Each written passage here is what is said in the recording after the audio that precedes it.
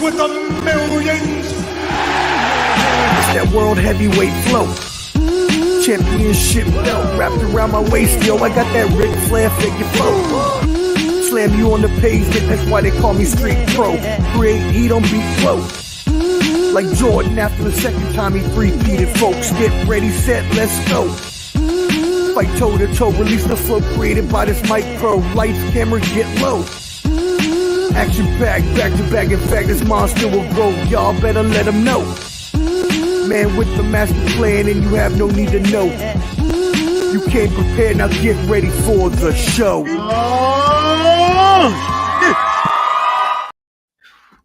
Yes, sir. Yes, sir. Yes, sir. Yo, yo, yo. What is up, my friends? Welcome, welcome, welcome. You know what it is. It is Ball and Buds. I don't know why I just said everything 3 times like that. I know usually in my intro I do that, but like that was way too much now that I'm kind of hearing myself back. But enough about that. You see me joined by one of the best NBA insider. I hear the rumor is that he can run a 100-yard dash in 9.97 seconds. Apparently, Usain Bolt is out here choking on his dust. I also hear a bunch of other. No, let me stop. I'm about to give you this whole huge introduction of things. I was like, man, where you hearing that stuff at, man? Yeah. Well, you told me about track practice, so I figured I boost you up a little bit there. Well, from Man Down Sports, my brother, welcome. Thank you again for joining us. Like last time, go ahead first before we get started and go ahead and plug all your stuff, brother. Hey man, find me on YouTube or Facebook or Instagram, man. Just search Man Down Sports. And we should come up on X as well. So go and follow us on all that stuff, man, especially YouTube.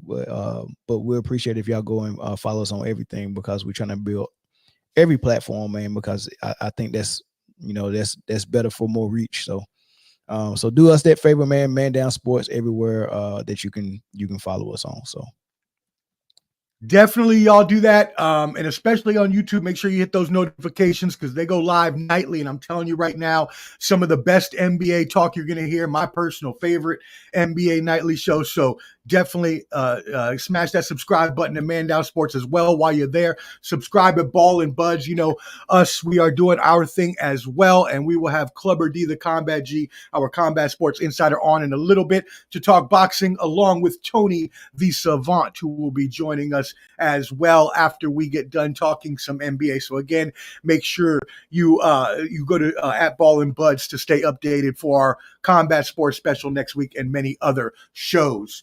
That being said, let's get started. I am your host, Omar, the Street Professor Fonseca. I am here with Mel from Man Down Sports. We're going to talk a little bit of NBA, but first, before we get into that, it's a little bit of a somber day for anyone. It's a little bit of both, right? It's a joyous day.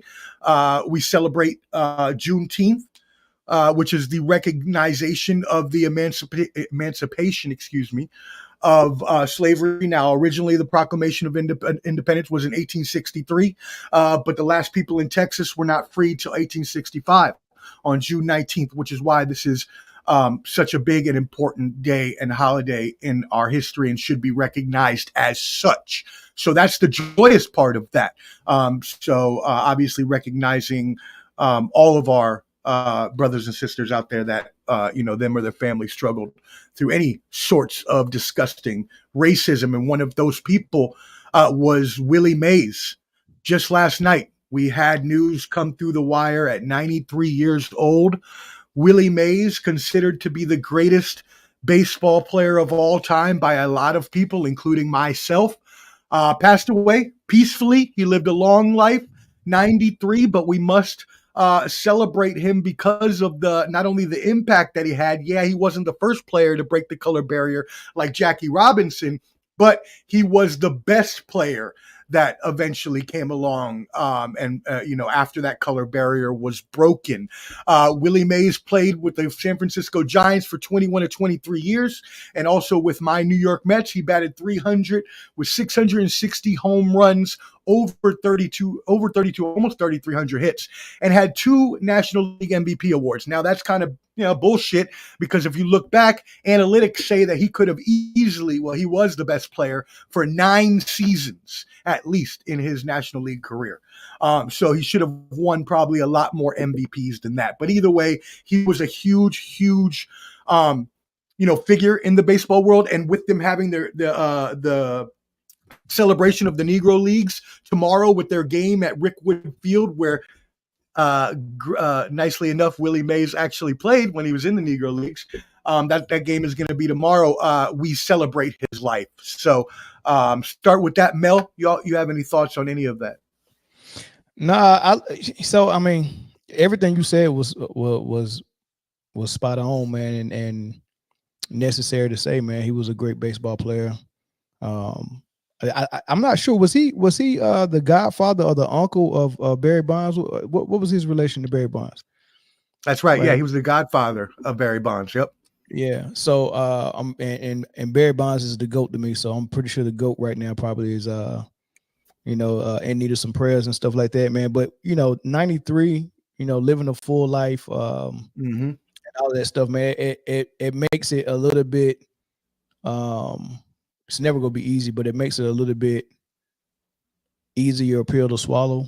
Than it would be if it was like someone like Kobe, who only lived half his life, and you get what I'm saying. So that's when you can really say, God called him home. He's resting, he's laid to rest, and he was able to fulfill probably most of everything he wanted to do in life, man. So.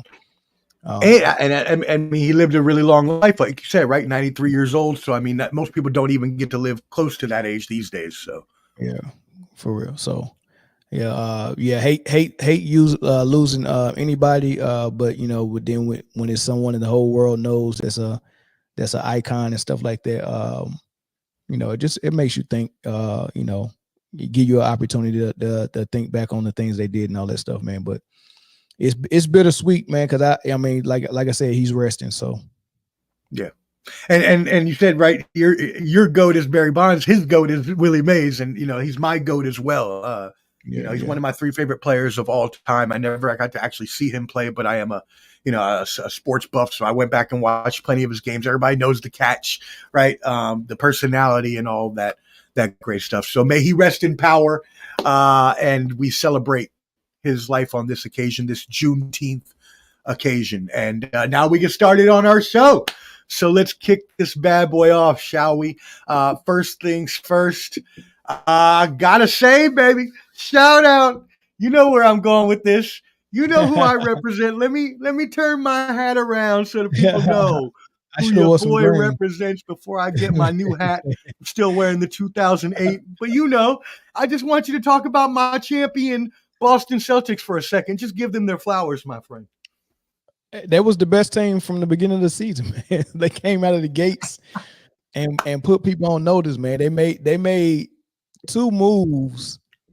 I mean, because it looked like one of those situations, if it's not broke, then why fix it? So to move on from Marcus Smart, right? Everybody was like, man, he was such a leader and a great defender. You know what I mean? Like, what are you doing?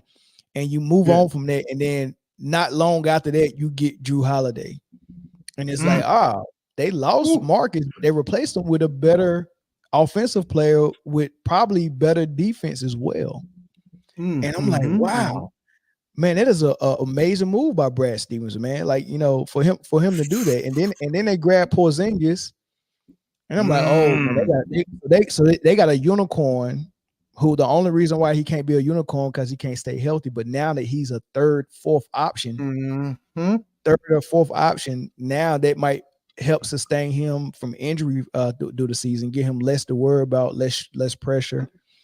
And I'm like, oh man, they might be cooking with grease. And then they come out on fire. And then at times they would get bored and drop a game that they shouldn't have dropped. And then ESPN would talk about them and be like, oh man, I'm afraid for Boston. I'm like, look, man, these dudes are bored. Like they're That's bored, exactly and they almost coasted the 60+ wins, right? Only team that had 60, I think. almost coasted the 60+ wins, definitely. and everybody 64. underappreciated them. Everybody underappreciated them. They did not put Jaylen Brown on an all NBA team. They didn't even have Jason Tatum in the conversation for MVP at all. And I'm like, man, how does the best team in the league, led by Tatum and Brown, also be underappreciated? Like, I was so confused, right? So I was like, man, for the people in the back. You know what I mean? Yeah, like when you have a team with multiple, when you have a all NBA team with multiple players from one team, it's usually supposed to be the team that's on the top of the seeding, right? If you have a team, all-star team with multiple players on it, it should be a top-seeded team, right? We should not have the Lakers barely squeaking into the playoffs and they getting AD and LeBron on the all-NBA team. But the number one team in the league is only getting one all-NBA selection. Right, the multiple selections for all NBA and all star should come from the top ranked teams, not the bottom. Right, so that was my thought on that. I'm glad they went in. They probably went in with a little chip on their shoulder. Yes, they had some help. Some people got injured. Jimmy Butler got injured. Halliburton got injured. But the series was already decided by the time he got injured. You know what I mean? So yeah, they had some help a little bit. Go ahead. Finish your thought.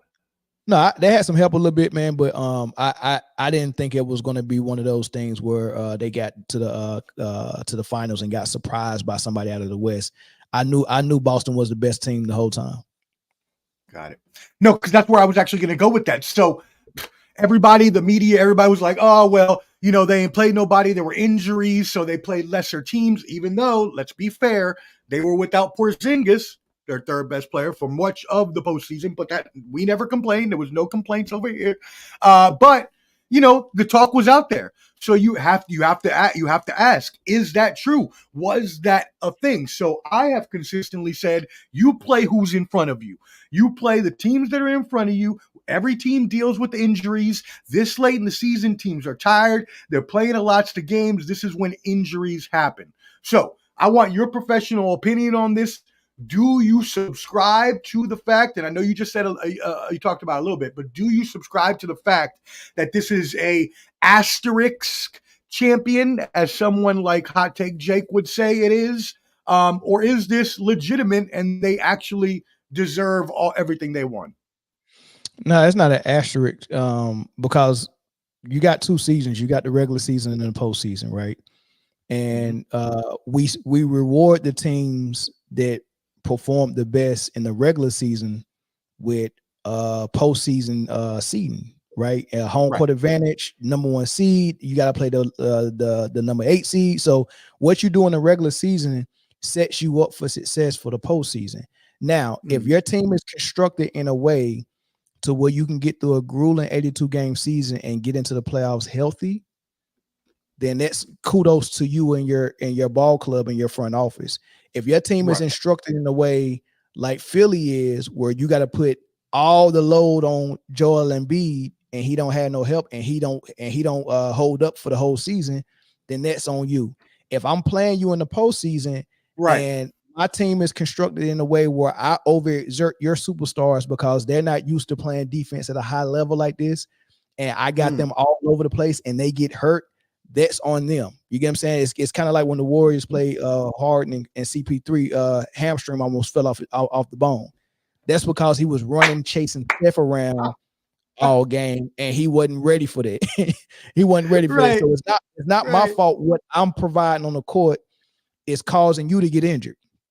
You get what I'm saying? Now, if that was a situation like Giannis sliding his foot under Kyrie's foot and twisting his ankle real bad, and it was down 2-0 and they got blew out by 40 in both games, and then now that Kyrie's down, and then the next game Harden gets hurt, and now y'all go and beat Brooklyn in 7 games, right? If that happens, then I can understand you saying if it wasn't for those injuries, y'all wouldn't have made it because y'all was down 2-0 and y'all own teammates didn't believe y'all could win until everyone got hurt. So that's different. But what Boston did is outlast everybody during the season, get the best record, get home court advantage throughout the playoffs, keep all their guys healthy, and go into the playoffs with the number 1 seed. they got through it. Other than Porzingis getting hurt, but other than that, they got through it. They was built right. They was built of the right stuff, and the other teams weren't. So. And that's exactly where they were constructed the right way. As you mentioned earlier, Brad Stevens did an amazing job piecing this team together after losing Marcus Smart, which you mentioned earlier, which was my heart. I was so sad the day we traded him. And then we got Giroux, and I'm a UCLA fan, so I was like, okay, all day. We got my Bruin in here. Let's do this. And you got Porzingis, who, by the way, let's not front. He would still be a number 2 on any other team in the league right now if he wasn't on Boston. So my thing is, even if those people were healthy, like, Halliburton missed a couple games, you didn't have Donovan Mitchell, you didn't have Jimmy Butler, so on and so forth, I don't believe that stops the Celtics. The Celtics were ranked in the top 3 in offensive and defensive efficiency, which, if most people know, you need to rank at least in the top 10 in both of those to pretty much be a champion most years. There are some outliers. They also had 122.2 points per 100 possessions, which is the best in NBA history. So these things we have to look at. You have a 64-18 record. You're dominating the competition. We have to look at how far this team was that was more dominant than the other teams, and not just, okay, they played some either, inferior competition in terms of the people saying, oh, well, they lucked out because the Nuggets had to play the Timberwolves, and then the Timberwolves had to play the Mavericks, and those were all bad matchups, which I agree. I totally agree with that. That's right. But why is that our fault we didn't play the Nuggets? I would have liked to play the Nuggets too. I wanted a better series. Yeah. Nuggets would have got clapped in that series too. Nuggets ain't had no. It was Boston's year this year, man. They proved that throughout from the tip off of the first game of the season.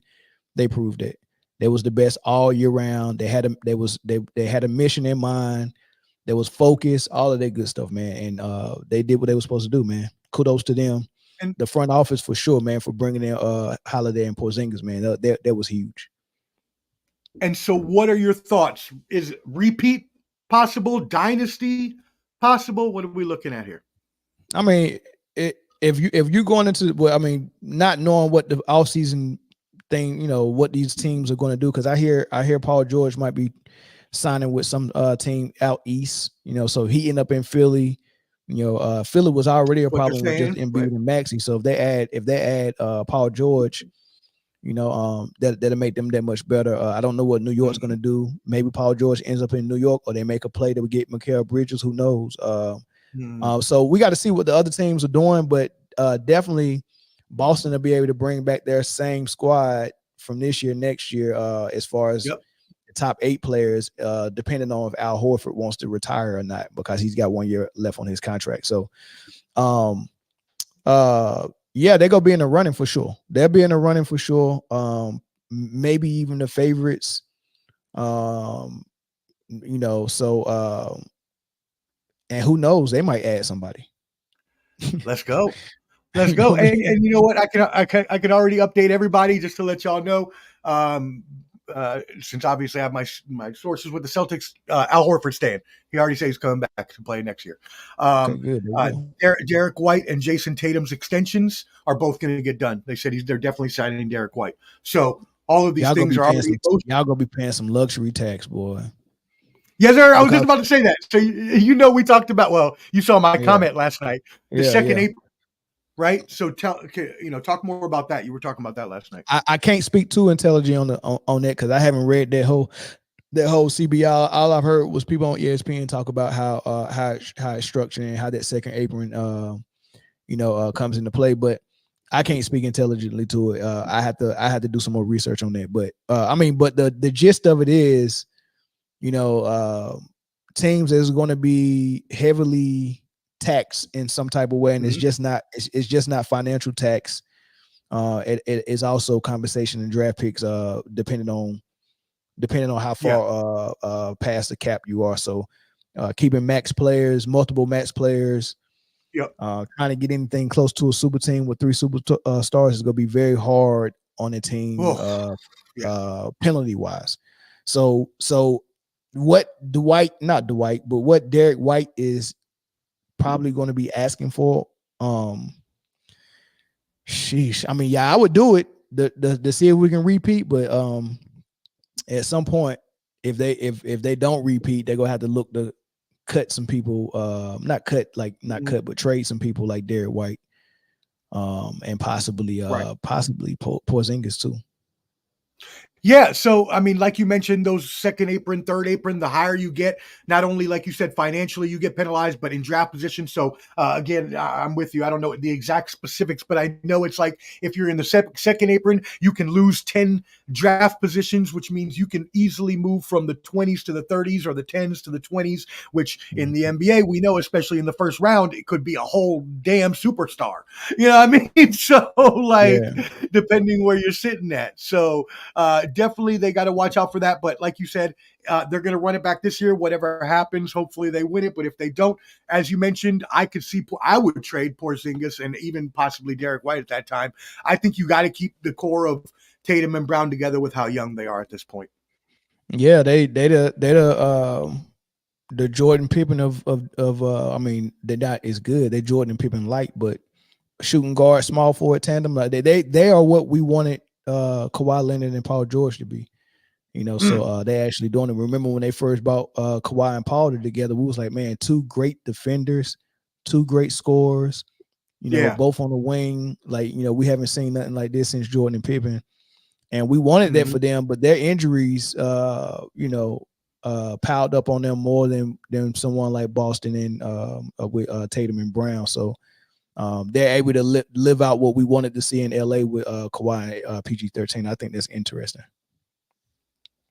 Yeah, no, you're completely right about that. And I agree about the PG going to the 76ers. I think he fits amazing there in that offense with Yoel. And I also think New York he could fit, depending what they're doing with Randall, if they figure they want to trade him or whatever it is. Christian, what is good and what is up to everybody else watching? Thank you for joining us here at Ball and Buds, Banter, Brawls, and Bravado. Go ahead and smash that subscribe button. If you aren't subscribed to Ball and Buds, please do at Ball and Buds, BALLANDBUDS, and as well, Man Down Sports, as we have our brother Mel here today. So also, we have another brother coming in now, and I'm glad he's coming in here because I'm about to ask Mel about the Monty Williams news today, and this is a Suns fan, so Monty Williams was their former coach. We bring in our combat sports insider from Ball and Buds, Clubber D, the Combat G. What is good, my brother? What up? What up? You guys know what it is. You can see it over my thing right there. But there we go. Juneteenth. We're here. We're rocking and rolling. What are we talking about? Monty Williams? Yeah, so I'm just about to ask Mel about the news today. Obviously, Monty Williams left the Suns, was signed by the Detroit Pistons last season to a 5-year, $65 million contract. The Pistons went on to have one of the worst records in the league, 14, 16 wins. I can't remember exactly what it was. One of the worst records in the league. Now, there is some backstory to this. As a Suns fan, Clubber D knows, more than I do about, Monty Williams himself. But the backstory to this is Monty Williams didn't want to sign at all in the beginning with the Pistons, but they kept upping the ante and upping the money until he signed. There's family reasons in that. I'm not going to say what. You can go Google it if you want, but there's family reasons into why he didn't want to coach last year. So that being said, he has now been fired after 1 year, and they have to pay the rest of this for a franchise that is completely disastrous at this point in time. And they got some good young players. Let's not Kate Cunningham. They got a couple of good young studs there, but the organization is run very, very just horribly. And now they're doing this to themselves. Mel, let's start with you. What are you hearing about this situation? I ain't hearing nothing, but just my opinion. I mean, they probably doing Monty a favor, and they realize, there's no need to have this nice car parked inside the projects, man. Let's just go ahead and get them up out of here, man. Like we're not built to have someone who can actually carry a team through the playoffs, because we should have some young first year coach coaching these dudes and growing with them. So it is what it is. But he wasn't the right fit for it, and they realized it early and was like, let's go in a different direction. I probably think it was mutual, to be honest with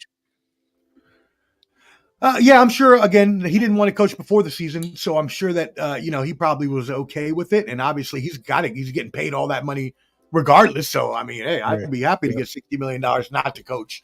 Clubber D, what are your thoughts on this? First and foremost, a shout out to Monty Williams. That's Fredericksburg's own, Fredericksburg, Virginia. So that's not too far from us. But he took over the Pistons, and that's like taking over George Mason going into the pros. I mean, they weren't going to be good. They're not going to be good for the next 3 to 4, maybe 5 or 6 years. Look at the East; it's pretty stacked right now. So he came into a bad situation, and for them to give him all that money, I mean, he's a good coach. He brought us back from we were trash in the bubble to where we got to the NBA Finals. But it's not like he was Phil Jackson or Rudy Jonovich or somebody like that. So I don't know why they gave him all that money. But I mean, for him, he's getting paid. Let's just call him the NBA version coach-wise of Albert Bell. You know what I'm saying? He's going to get all this money and sit on the sideline when the Orioles paid him back in the day. So that's basically what it is. I ain't heard that name in a while. I know, right? I was like Albert Bell of Cleveland Indians fame. Sheesh. Damn. All right. Orioles gave him all that money. He's like Bobby. He's the Bobby. There you go. He's Bobby Bonilla of basketball. Don't do that. That's what he's going to be. Don't do that. I think Bobby Bonilla just stopped getting paid. He just stopped. Don't do that. Just like last year or something like that. Mm-hmm. Y'all stop doing that to me. No, he's not. Stop being paid. No, we're still paying him until 2035, dog. Woo! For the next 10 years, we're still paying him. Hey, that's a double, Omar. That's a negative and positive. Okay, yeah, the Mets are doing that, but he's Puerto Rican, so it's another Puerto Rican making money. So be happy, all right? Be happy. He negotiated his tail off, boy. That ain't making money. That's a straight up heist. That is a highway robbery. That's a lot of mofongo he buying. God, Jesus. Man. And so, you know what I'm saying? And so this is where I was going to move into this. And thank you for the comments, everybody. This is where I was going to move into this. Monty Williams, the Lakers were looking at him before the season started. Apparently, they have no interest in looking at him now that the talks have further progressed with JJ Redick now. So, Mel, what are your thoughts on the Lakers search? And that's a perfect segue because we're going to get into LeBron here in a second. What are your thoughts on the Lakers search? They went through Dan Hurley. They had those issues with, and they looked at James Borrego, and now they're going with podcast partner in crime, JJ Redick. What are your thoughts on this? I'm tired of thinking about it, to be honest with you, man. Because I know whatever they end up doing ain't gonna make no sense. They're not. I mean, every since the bubble, nothing has made sense. First of all, going into the bubble didn't make sense at all, right? So it was only right that the Lakers won it, right? The in-season tournament didn't even make sense, so it was only right that the Lakers won it. But everything they've done since the bubble.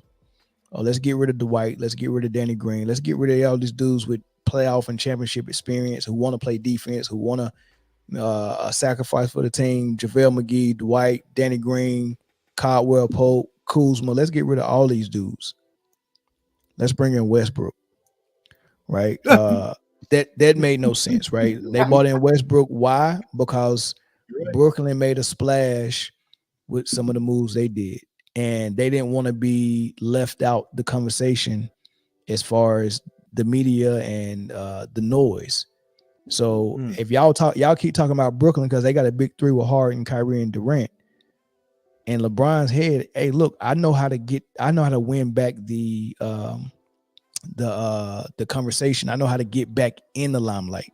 Right. That's what LeBron and Clutch Sports and Rich Paul, they're very good at that. Notice every time it gets quiet and someone's talking about somebody else in the NBA, Rich Paul or LeBron jumps out with something very big, right? Whether he coming out and saying, Kyrie, the most skilled player ever, or he's jumping out and saying Bronny can play better than, like, he don't want it to ever be quiet for too long without a discussion about him, right?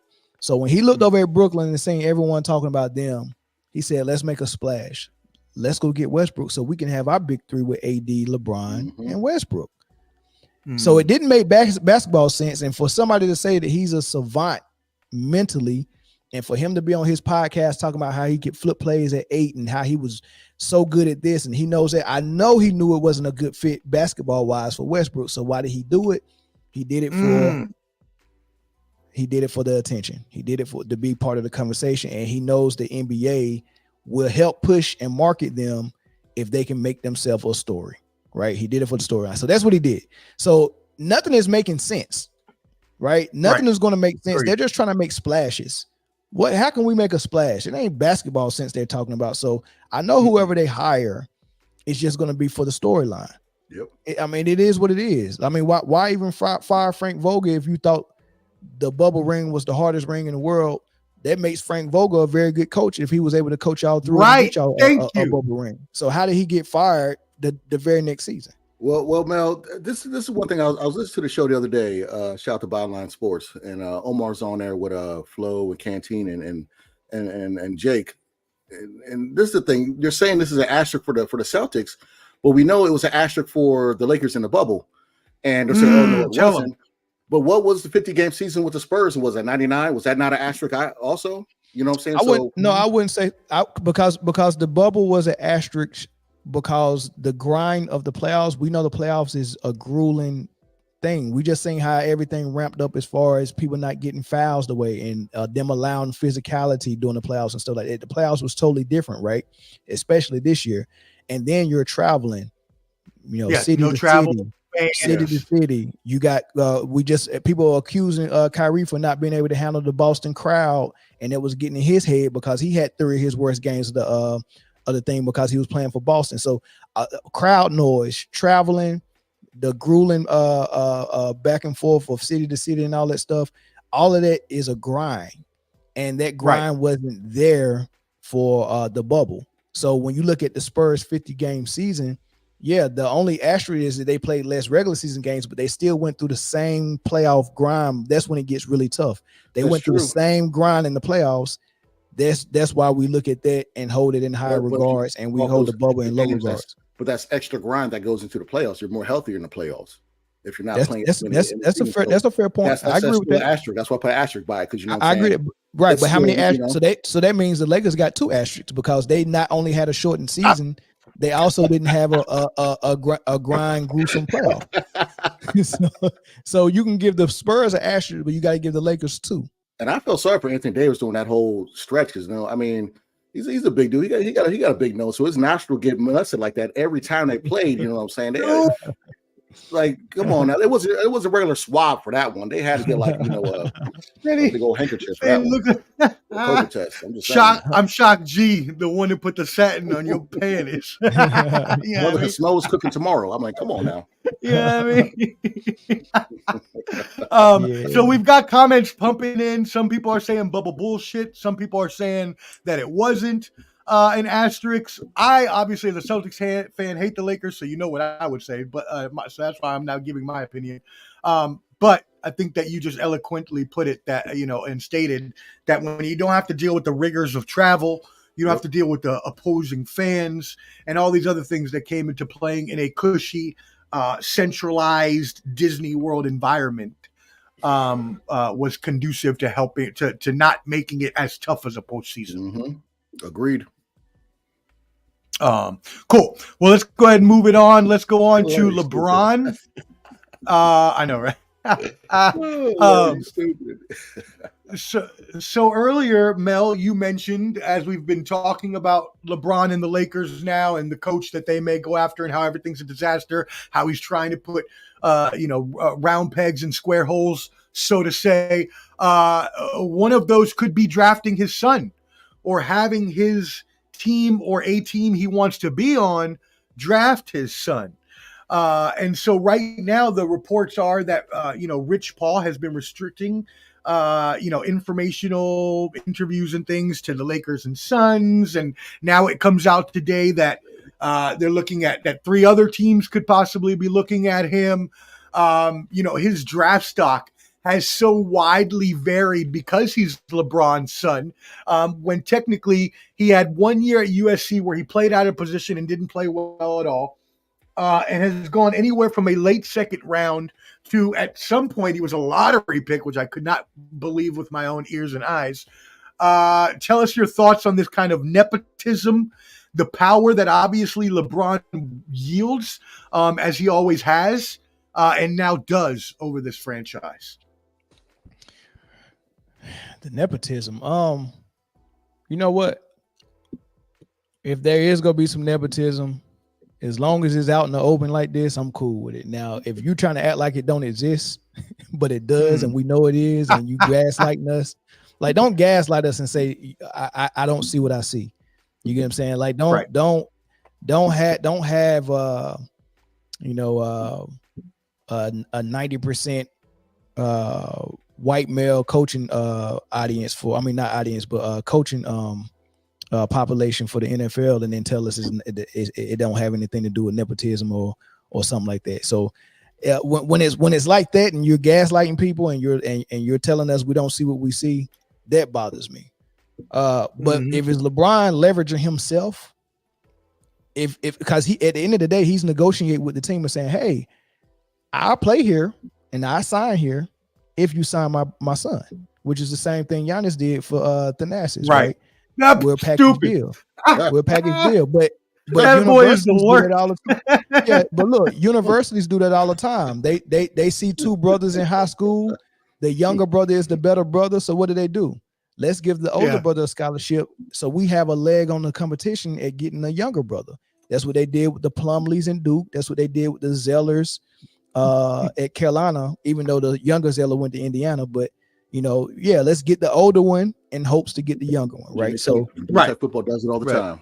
All the daggone time. So I mean, when it's a negotiation, because the other team can say no. When it's a negotiation, that's true. Other team can be like, nah, go kick rocks. We don't want to sign you that bad. But if they agree, okay, we'll draft your son if you sign with us. Then hey, it is what it is, man. I'm cool with it. Now, what do you think about the reports about Rich Paul or about the reports about Rich Paul restricting a lot of things to the Suns and Lakers? Does that portend that that's what LeBron wants to do? Either stay with the Lakers or possibly go to the Suns and do some sort of super team over there? And then Clubberty, I want you to obviously comment as well after. I'll let Club go first, and then I go. Well, which question? Rich Paul or the last one? Either one. Wherever you want to start. Hold on. First of all, you skipped over my man comments. What up, Josh? 86 Boxing. Check him out. That's my man right there. Good insight on boxing. Check him out. Anyways, all right. Let's talk about Rich Paul. So this is a problem. People were complaining that Jason Tatum and Brown aren't like superstars, I guess. So because they're not superstars, that finals team isn't that great. I don't care. It's a team sport. It's not a one individual sport. Okay. We're fixated on all these superstars, and LeBron and Rich Paul, people like that, are dictating what teams should do. Okay, LeBron is in the later part of his career. He should be, I understand he wants to say so in the organization, and Rich Paul's popping off, for his client. But somebody's got to stand still, like, we'll do our vision. Okay, we don't want to sign JJ Redick. We saw what happened with Steve Nash in Brooklyn. Okay, so why are we just going to sign someone because you want us to sign them? So I think that a lot of these organizations, which they're not going to do because they're going to listen to LeBron, they should put the foot down and say, nah, we're not going to do that, and see what happens next.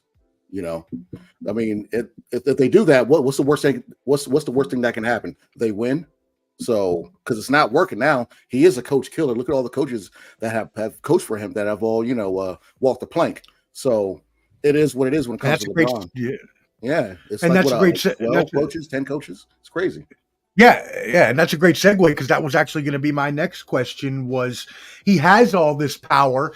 He's apparently directing teams to draft his son so that way he can play with him, even if he comes out with the story came out today. Oh, he's not saying that anymore. Okay, you already put it out in the universe. We already know it's there.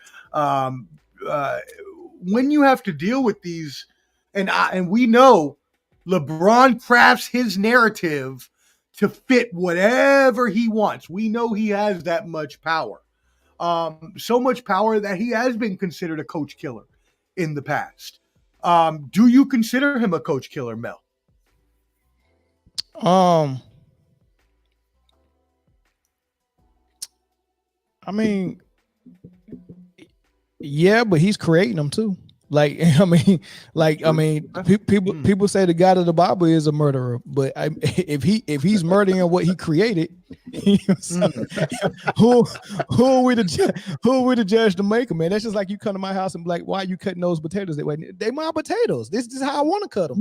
So if I'm your creation, if you created me, I don't have the right to turn around, especially if I'm one of the creations. I don't have a right as a potato to look up and be like, why are you chopping that potato like that?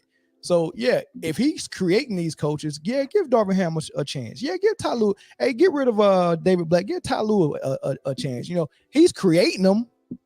And when the good king giveth, the good king can take away. So, it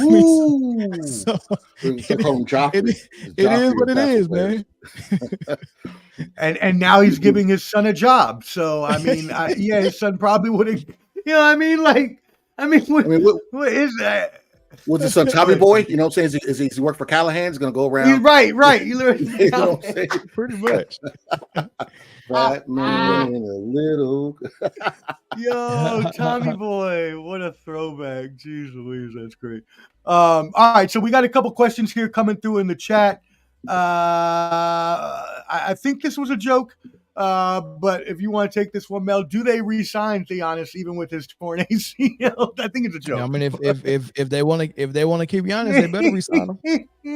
I mean, once you go full retard, you can't come back and you're so stupid. You can't. I mean, come on, Milwaukee they already went full retard, man. So you can't come back and be like, now we not gonna keep the Nasses. Nah, keep the Nasses because that's how you keep Giannis.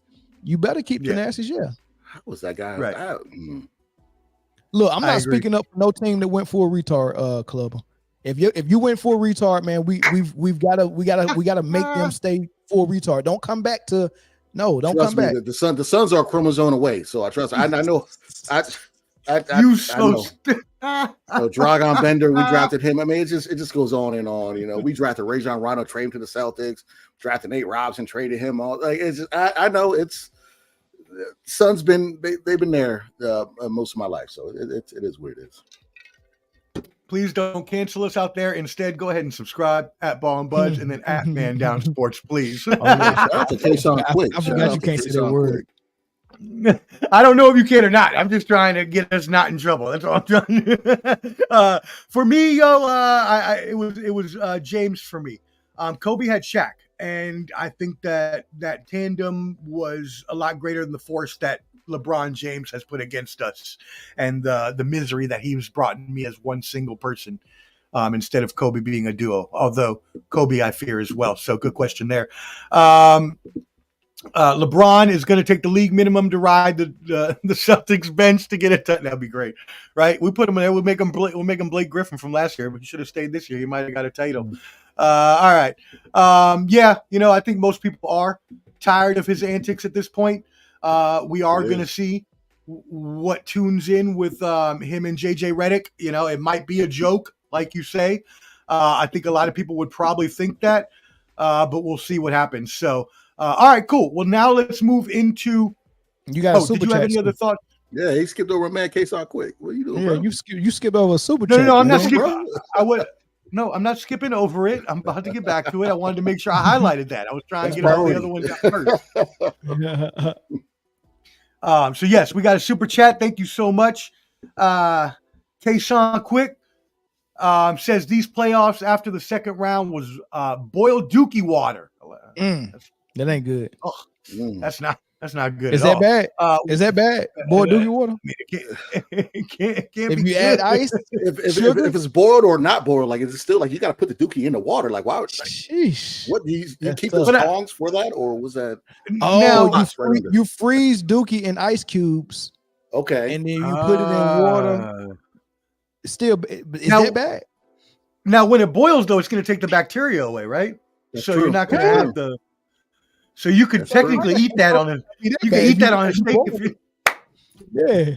Hey, knowing the style with a lot of fellas out nowadays, that's not normal. You know what I'm saying? A lot of dudes be doing that to the chicks. So no diddy. The women do it. The women like it. Apparently, I'm not chasing peanuts, so I'm not. Man, I read a story about these Instagram models that would go to like Saudi Arabia and like do whatever those like princes and people want to do because they That's get paid crazy. all this money to go over there, yo. I was like, that's wild. Crazy. You want to let I'm hey not for $1 doing million? that. You let nobody drop a spicy bite on your chest? Come on now. Yeah. I mean, I can't.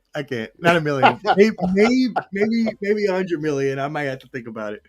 I may have to do a Biggie interlude. She wanted me to shit on her chest. You know what I mean? Thank you so much, Kason. We appreciate you tuning Appreciate in. you, brother. And yeah, you're right. The finals wasn't even that good. Let's be honest. I'm a Boston fan. It wasn't that good. That's why I said I'd rather have seen the Nuggets because I thought it would have been a better series. But Mel doesn't think that's the case either. So, other? I got one last, Omar. One last. Yes, please. Because we talk about the Lakers. They played the Sixers. Remember in the finals? Was that Sixer team compared to now? Was that a great team with Matt Geiger and they had AI obviously, but you know what I'm saying? How bad was the East back then? You know what I'm saying? I mean, the East wasn't good. Can't talk too bad about Denver. Sorry, not Denver, but Dallas. Just saying. I mean, but at that point in time, you also, it was the end of Jordan's career. But, well, yeah, I guess there weren't that many great teams in the East at that point. You're right. Theo Ratliff. I mean, no disrespect, but come on. Theo Ratliff has played on like every team in the league, son. That's great. Yeah, so this the thing about the East back then is all of the playoff teams. Well, first of all, the only superstar probably was Iverson out of those playoff teams, and he was a lone superstar with no other all-star, right? Reggie Miller wasn't a superstar; he was an all-star, right? You can say Milwaukee and Big Dog Glenn Robinson and Ray Allen. That's two superstars and French. Like I want to count Ray Allen as a superstar. Wait a second. If you count Glenn Robinson as a superstar, you have to count Reggie Miller as I said all-star. Big Dog was I said two all-stars. Two all-stars. All-star. Wait. Let me say what's for sure. They both were all-stars. Now, when you're making all-stars stack back to back to back, that's showing me that you probably got superstar quality. So I would probably say Ray Allen was a superstar. Glenn Robinson didn't quite push himself to superstardom. So let's say Ray Allen was a superstar as well. So Allen Iverson, Ray Allen. Who else in the East? It wasn't Reggie Miller. He's not a superstar. He's at the tail end of his career. Either he went to the finals. Vince Carter was in Toronto. Vince Carter was getting there. McGrady was Toronto. Getting there. We would say Vince Carter was a superstar, right? That was a great draft. 96 draft was a great. So this is the thing, and then I think J Kidd was in New Jersey, and you can say J Kidd was a superstar. Mulberry, Paul Pierce. Yeah, Paul Pierce was 2000. He wasn't there. So here's my point. Either you had a playoff team led by an all-star with no other all-stars. In Reggie Miller's case, he got one all-star, no other all-stars, or a superstar with no other all-stars, right? And in the West, you had multiple superstars on one squad like Shaq and Kobe, right? David Robinson, Tim Duncan. Right. Who else was out in the West? But you got multiple Weber, Stojakovic, and all them. I just say Weber. I ain't gonna say Stojakovic, but they had so much. He could shoot. He wasn't even an all-star though. So how can he be superstar? Well, he was all-star in Slovenia, so it's that kind of stupid. but what they lacked it in having a super all-star to pair up with Weber as a superstar. They had so many quality players like Bibby, Divock, Christie, Bobby Jackson, Stojakovic, Turkoglu. They were stacked with quality players where it was scores at that, and the teams on the East just didn't have that. So they was outmatched, man. It was too many good teams on the West, man, for sure. That's what's up. The West has always been really more powerful until maybe like the past few years when the East started turning the tide. But in historical purposes, they've always been the stronger of the two conferences is the Western Conference. So.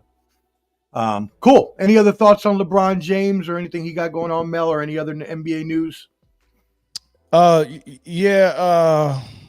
it's time for LeBron to get ready for the farewell tour, man. Stop pretending like he really trying to win another ring. And but I will say this as well. Him and Rich Paul is doing good business, because when they sit down and talk to Jenny Buss and whoever else is making decisions over there, they're not saying you pay me this much money because I can bring your ring. They're saying pay me this much money because this is how many tickets I'm selling. Right. So I'm not the best player in the league. I'm not the player that's gonna lead the team to a ring, but I am box office. And even the drama around me brings conversation and ratings. Right. And that's the same thing that's going on in the WNBA with Caitlin Clark. I'm not the best player. I'm not dominating the league yet, but I am your face because the fans are saying I'm your face. And at some point, she might be able to leverage herself for the whole WNBA, not just her team. Like LeBron can do it for the Lakers. Caitlin might be able to do it for the WNBA and be like, hey, I want 10% of everything. You get what I'm saying? That's how much they're propping her up. Mm-hmm. And if she live up to any of that hype, which she probably won't, but if she does, oh man, she got the possibility to be in their pockets. She do.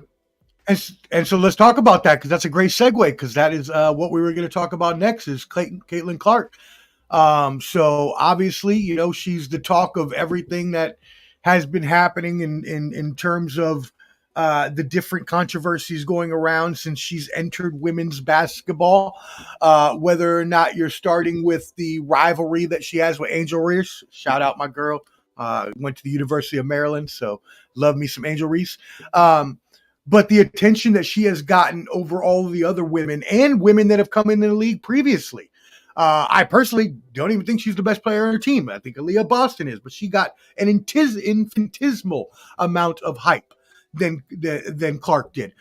You go back to Asia Wilson, who recently had comments about how maybe the black girls and African-American women, black girls are not as marketable. And that's why. And she didn't get her shoe deal until after Caitlin Clark got her shoe deal. So there's obviously some possible, validation to that. And so that's really what we want to talk about is you mentioned the fact of whether she's going to be good or not. That's really outside the purview of what we're going to talk about today. She obviously has the skills to be good if she really wants to. But what we really want to dig into is why is she experiencing the intro to WNBA that she is? How is the WNBA being affected by the Caitlin Clark effect? How much of that is due to gender, race, also sexual orientation, and so many other questions that come along with the Caitlin Clark narrative that has been brought in. Now, what I must point out before we keep moving on is that, and again, it's not just Caitlin Clark. There's plenty of rookies. Shout out Cameron Brink, who unfortunately tore her ACL. News came out today, so hopefully she'll be be okay. But so she's not the only one, but Caitlin Clark is a big reason, and the WNBA's metrics have been going up across the board. They have their most digital subscribers. They had their most viewed game in 23 years when Reese played Clark. Their rivalry is sprouting. They're tripling their numbers that they've done on ESPN, CBS in previous years. A ticket sales increase every month. So we are seeing the progression of women's basketball and the popularity. And yes, I don't believe it's all due to one person, but you cannot put aside the fact that a lot of it is in part due to her, and whether that might be because of her qualities, so we say, versus other qualities in the league. Mel, how do you feel about that? Oh man, that's a mouthful, and it's a whole bunch of ways you can go with that conversation. Yeah. So no, it's not. No, you summed it up pretty good. And gave us a lot to chew on. So this will probably take some time and some back and forth for us to be able to get all of it. So I start here. At the beginning, you said something about her being good or getting good. I just want to say, just to start off, she's already good, right? So we're not waiting for her to get good. She's already good. We're waiting for her to get great, right? So that's yet to be seen if she's going to be great. She's already good. She came into the league already good, right? She was great at college. As a pro, she's good. All right, we're waiting for great, right? So that's first and foremost. But other than that, let's tackle the part on the attention that she's bringing and if it has anything to do with anything other than basketball. The answer is yes, right? Because in order for you to, it's not. Yeah, we got to address the elephant in the room. Mm-hmm. In order for you to get the attention of millions of people who not only don't like basketball, but even if they did like basketball, they wouldn't be liking WNBA basketball. They wouldn't be liking women's basketball. So what do you have to do to grab the attention of people who don't even like the sports? Right? Because that's mostly her fan. Most of her friends don't even like the sport. Right. So, and what demographic do they come from? Most of them are middle America, white America. Right. Mm-hmm. Let's keep that a buck. So why did white America cling on to her? Is it because of the threes? Well, that's what they say, but you don't even know what them threes mean because you don't even like the sport. So what it really was we seen a white girl playing in college basketball, busting black girls' asses that played for these stacked teams like UConn, LSU, South Carolina. Oh man, we got one of our own. We got one. We got our Tiger Woods. We got one. Yep. That's she right. whooping ass, right? So now you get people that was like, oh man, I'm interested in this girl because now I get to poke and say we got one that's busting y'all ass, right? You get what I'm saying? Because if it was just about the fact that she brought ratings and all of that stuff, we wouldn't have had those same people talking down on Coach Prime last year when he was bringing ratings. They had so much to say about Coach Prime when he brought ratings. So we know it's not about the ratings that she's bringing because y'all didn't want Coach Prime to get nothing. Y'all didn't want him to get a primetime game. Y'all didn't understand why y'all didn't even understand why he was even on TV. Why is he getting all this? The coaches was jealous. And what was the people on ESPN saying? The coaches are not jealous. We're just tired of you walking around here wearing them shades at press conferences.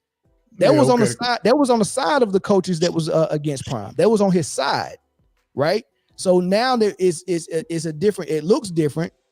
You're singing a different tune, right? So let me go ahead. Let me finish walking down this road, right? So we know it's not just basketball. We know what the real is. Y'all got a great white hope that's whooping ass, and she's very good. So let's get behind her. Then it gets real political when a black girl beats her in the national championship and ends the Cinderella story that y'all was looking for. Not only did she beat her, because remember, she beat South Carolina, who was undefeated. And the narrative about the South Carolina girls is that they were bullies and they're thugs, all because they was bigger, faster, and stronger. So how did they? Right. So how did they call that South Carolina game? They let the girls from Iowa maul South Carolina bigger girls to make the game even. Right. They evened the playing field by calling the game in a way where you can just jump on the South Carolina girls' back and say, South Carolina, if you're going to win, you're going to have to win with the tail slated toward your opponent. And South Carolina couldn't pull it off, right? So they just knew Caitlin Clark was going to finish this Cinderella story, and LSU and Angel Reese stepped in the front and said, not so fast. But not only did they beat her, because they would have been mad even if they beat her, right? Right. But not only did they beat her, she taunted her with her own taunt.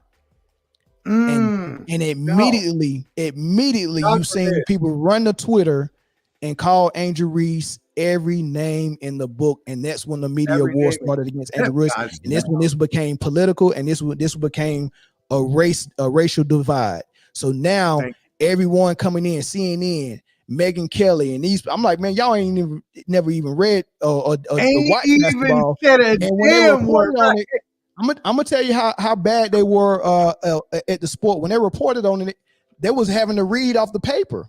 They didn't even know what they was talking about. You get what I'm saying? So it became political when people that wasn't even close to the sport start reporting on it. Because now we got a black girl that done taunted a white girl that was supposed to be our champion, And we're not gonna stand for that. We're gonna call her every name in the book. And she had one of the worst summers in the media because they was doing the most on Angel Reese. So that summer before the season even started, you can ask my guys in the Man Down group chat. I text them and said, next year when the season start, two things is going to happen. One, Caitlin Clark's going to be very motivated. She's going to practice her butt off all because she's a competitor and she's a great player and she's determined. But also she's going to be fighting downhill. LSU's going to be fighting uphill the whole season, right? Because they're going to make it that way. They're going to get their Cinderella story either way. And then what happened? It happened in the reverse. They beat LSU and then went and South Carolina spanked that butt, right? And when they spanked it good. And they made Caitlin Clark look very average in that championship game, right? So that's what this is all about. So the fans that fell in love with her in college, we've seen great college players in NBA or in men's sports and women's sports be very great. We've seen JJ Redick be very great. He scored more points in the ACC than Michael Jordan did. We've seen Tyler Harrisburg be very great. We've seen Adam Morrison be very great. And we've seen Jimmer Fredette be very great. Right. And I'm talking about Jimmer Fredette and Adam Morrison was playing just like Caitlin Clark, shooting threes from all over the place. But what do we know about men's sports? Yeah, you can be that player that's on, like you can be a senior in college and own the college sports because most of the great players in the NBA leave their freshman, sophomore year. So if you happen to stay 4 years, like Hansborough did, and Aaron Morrison did, and Jimmer Fredette did, and JJ Redick did, yeah, you can look really good. But we know as soon as you get in that league with them grown men that's bigger, faster, and stronger than you, you're going to come down a notch. And that's what people knew about Caitlin Clark, especially after watching how South Carolina defended her with bigger, faster, stronger females that can take her out of her game by themselves, not with help, not with double teams. Raven Johnson defended her by herself and took her out by just guarding her right and not giving her that opportunity to step back to the left and shoot that three. Made her look very pedestrian. So people knew this GOAT talk that they're talking about, when she gets in the league, is going to look different. And what happened, she got to the league, proved us right, proved the media wrong, and now the same people that jumped on the bandwagon just for a great white hype is watching these girls defend her like this, and now they're blaming the girls. You're jealous. You're racist. You're all these things. They even said her teammates was jealous of her. They said the NBA itself was WNBA itself was jealous and didn't want her to succeed. Every time she doesn't succeed, it's never that she's inadequate in any way. It's because you're playing defense on her only because you want to stop her because you're jealous, right? That's the basis of all of this. It's very racial, it's very political, and everyone is using Angel Reese and Caitlin Clark to take their political sides. If you hear them talk, they say this is black girls and lesbians against a straight white girl, and they're jealous, right? So that's all this is. No, I was just gonna say that's the thing, right? The elephant in the room is that she is the straight white girl from Iowa versus a league that is full of obviously it's so many straight white girls in the league. It's so many straight white girls in the league is ridiculous. Cameron, you think Cameron Brink is not straight? You think she her boyfriend? You get what I'm saying? It's people that's married to men in the WNBA. Don't let the media tell you it's some lesbian black girls that's mad at her. It's a lot of straight white girls and straight black girls in the league. Skylar Diggins, straight, married with kids. Yeah, I'm not buying it at all. I'm not buying it at all. No one is looking at her and saying, "Oh, you're straight. I'm jealous of you. I'm going to play defense." That don't even make sense. Like they want us to really believe that. No, but if you're juxtaposing where she stands and where some of the other girls stand, I'm talking about more from just like a marketability, promotional standpoint. Like if you're looking at where she is and you juxtapose that with Brittany Griner, right? Then you see where that political divide is. Then you see where that racism starts to seep out. Then you see where I wouldn't even bring it up. I mean, that's like saying Michael Sam didn't make the Cowboys because he was gay. But he didn't stay in the league for a while. And could that be because he wasn't gay? No, he wasn't that good. He wasn't that good. Carl Nassib played for the Raiders, came out, and then 2 years later, who was out the league, but he was good enough to start for us. before he was fine. That's fine. But with Michael Sam, he even when he played for Canada and he was doing a show with Oprah, they were saying he's a prima donna and cared more about the reality show than football. Carl Nassib came out. Yes, he came out as being gay, and he still had 2 more years after that, but he wasn't good enough to stay in the league. And kind of like what Mel was saying, I will say this. I agree with you. You got to understand us as people, we're tribalism. You know what I'm saying? You like to go with what your tribe is at times. And, it's like everybody, when it's St. Patty's Day, you see people out the woodwork putting, my cousin's third cousin is Irish, So when they see somebody doing something in a sport that they don't see a lot of their own doing, they want to jump to that. And I totally get it. And I understand it, but the fan base you're building is not really the fan base you want, because what if she gets hurt, tears her ACL? Are they still going to watch the sport? There's a lot of women that complain about equal pay, in which they should get good pay, but you got to understand, put butts in the seat and then you'll get pay. It's you're not just gonna get equality just out of nowhere. You got to be like Ronda Rousey said it best. I put asses in the seats. That's why I make millions. So the people needed support instead of always hating, instead of going towards, the NBA. Oh, they should get more money. Da, da, da, da. Do you watch a game? I mean, I don't watch, but well, you know what? Shut the hell up, okay? Unless you watch, be quiet, okay? Just and Caitlin Clark, be honest with you, they should not make her a point guard. They should have her a shooting guard. The same thing she was in college, because she's gonna probably set the record as most turnovers in the WNBA her rookie year. So I think they should put her back to shooting guard, where she was and naturally is, because she's not a point guard in the WNBA. I'm just saying that. That's my 2 cents. Yeah, and that's a good point, man. But she passes very well, so it just depends on how you want to as a rookie. I mean, she's not league. Sorry, she's not leading. Not leading the league. She's leading the rookies in assists. My bad. Well, she's gonna set the record for turnovers also. So yeah, she's definitely leading in turnovers. Give or take. What do you want? Yeah, she definitely leading in turnovers. And she's most games getting more turnovers than assists. So it's almost like it's canceling each other out. But back to the how you said TK. I'd send for her. You said supporting. You said they should support more. No, I'm saying that it's tribalism. That's why people are supporting her like that. The Middle America folks. And the most insulting thing is we see it. Mm-hmm. And we know what it is, and they can continue to try to tell us that's not what it is. Like I was talking to a guy on my channel in my comment section about the Olympic part, and he was saying that she should be on a team for popularity. And I was like, well, how far does that slope slide? That's a slippery slope, because if the most popular girl should be on the team for the sake of growing the sport just for her popularity, then what about the second most popular girl? Should she be on the team too? Because what's more than one? 2. So if I can grow the sport with one person, guess how far I can grow with 2 people that's popular, especially if they're popular with 2 different separate demographics. So if you're saying let's put Caitlin in just for popularity, would you put Angel Reese in just for popularity? It don't make sense. Like when you're not blinded by your own biases, and you give them the when you juxtapose it with something that they're not biased for, then they can see clear. Right. Yeah. So you're telling me Caitlin should get there just for popularity, not earning it as far as basketball attributes, but just popularity. All right, and you're saying because you want to grow the sport. All right, good. Well, let's grow it even more. Let's add Angel as well. Well, no. Let's not go to the no. Okay, now you get it. Well, now you get it. Shaq got snubbed for Christian Laettner. People remember that in 90. Was it 92? The Dream Team. Correct. So Shaq could have been on that squad, but they said they had too many centers to put in Christian Laettner. So, and everybody wanted Shaq to be on there. It didn't make basketball sense though. It really didn't. It really didn't make basketball sense. It was just no need for him on that squad with David Robinson and Pat Ewing.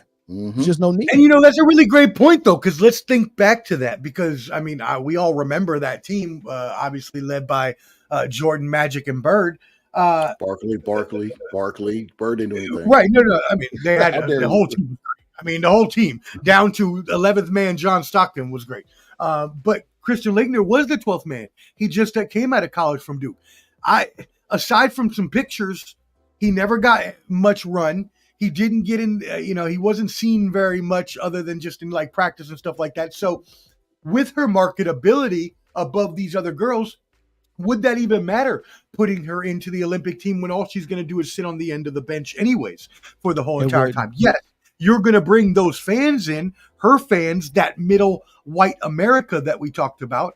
But how many of those are watching Olympic basketball? Probably not very many. I mean, if you can even find it on TV. I'm on the contrary with this. I actually would have put her on the team because this is a turning point for WNBA. They have nobody on in their atmosphere that's getting the attention she's getting. Okay, this is generational attention that they're getting, and I would have put her on the squad. But that's it. For me, I look at it as a way to showcase everybody else. Yes, people are going to tune in because I remember the Redeem team. I was going around the homie Peach's house watching the Redeem team at 2 in the morning when they're playing in China.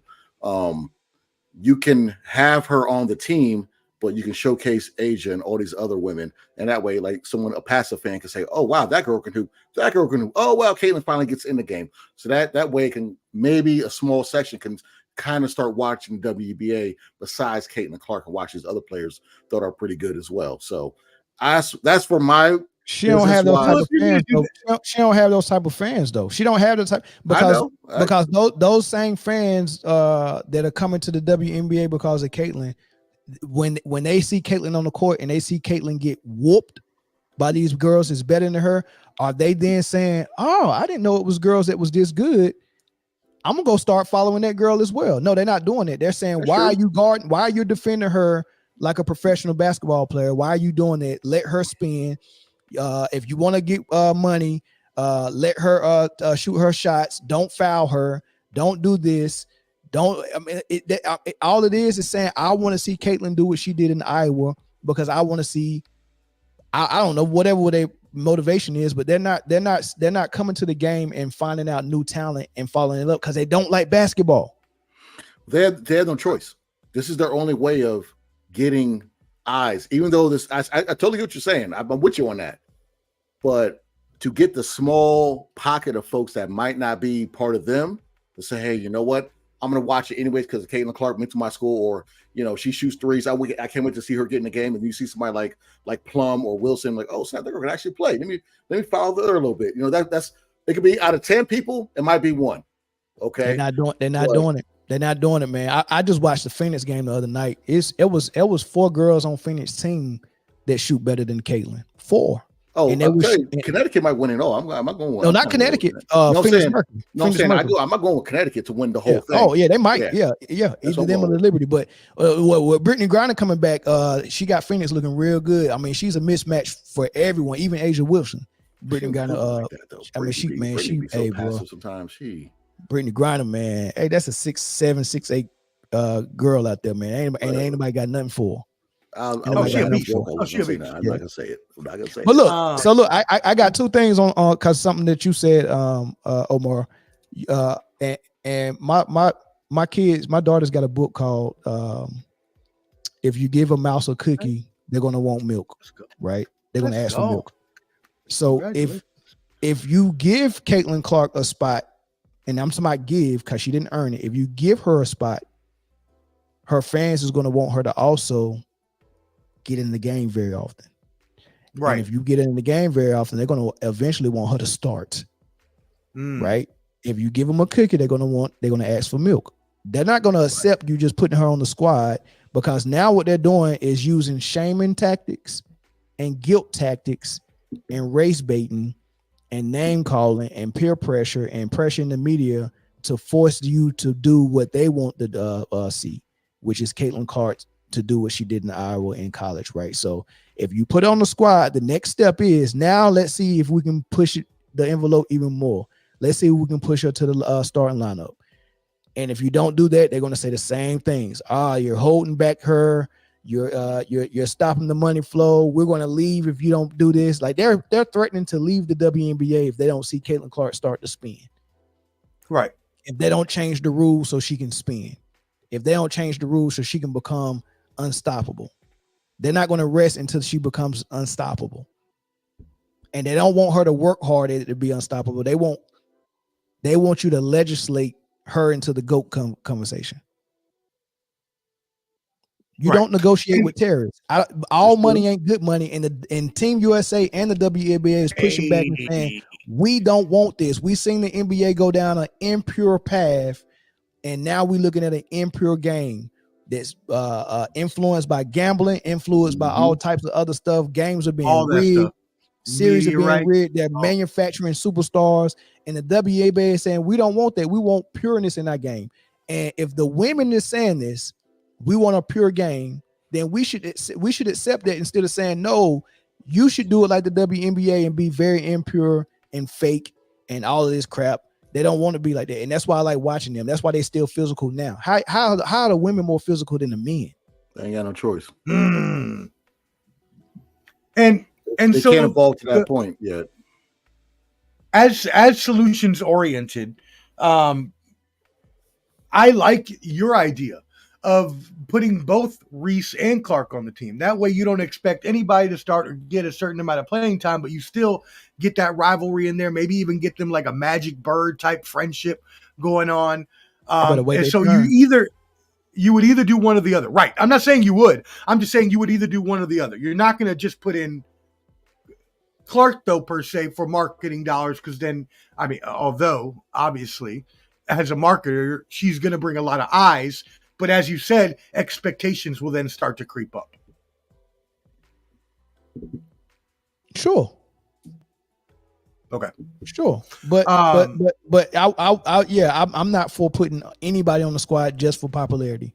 If it don't make basketball sense, then I'm not doing it. I'm sorry. We got time. Them girls will be ready for the next Olympics, and they'll probably be leaders on the squad. But nah, man, like, I mean, it's just dumb to suggest and to agree with everyone saying that, yeah, she don't deserve to be on the team. However, she's popular, so put her on the squad. Like, where else did we do that?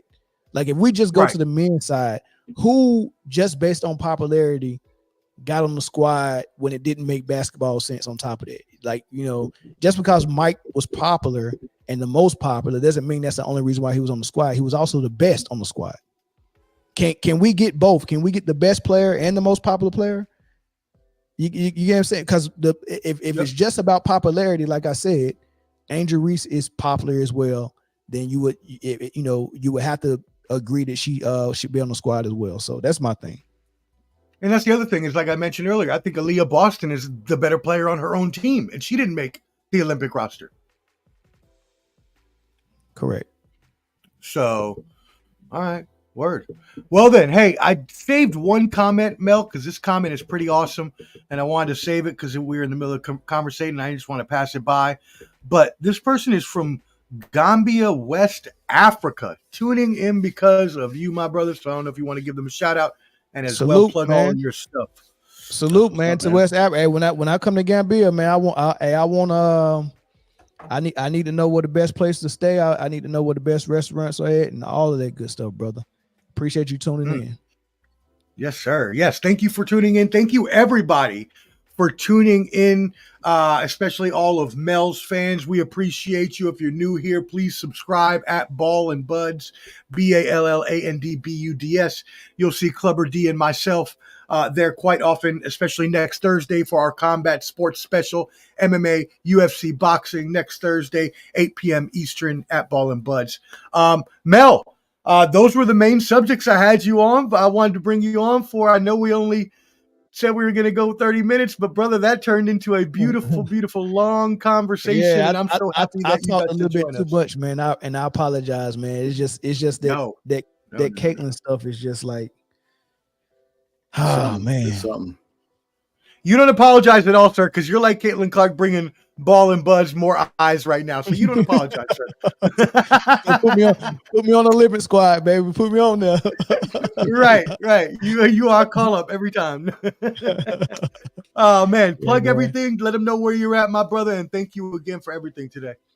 Man, I appreciate the invite and stuff like that, man. I'm glad Clubber came in and joined us, man. It's always good to chop it up with both of y'all, man. So I appreciate the invite.